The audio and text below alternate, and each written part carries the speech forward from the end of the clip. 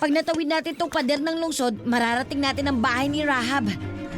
Nasaan ang mga Canaanite espiya? siya, pero palihim siyang naniniwala sa Diyos at may gagawin siyang kabayanihan. Ibubuhis niya ang kaligtasan niya para protektahan ng mga espiya ni Joshua. Kayong dalawa, akyat sa bubong! Sige na! Ano? Anong ibig mong sabihin? Akyat na!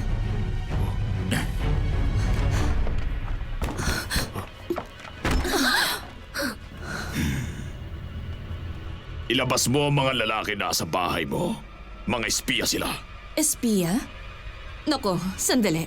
Sila ba ang tinutukoy nyo? Huwag mo na akong lokohin, Rahab.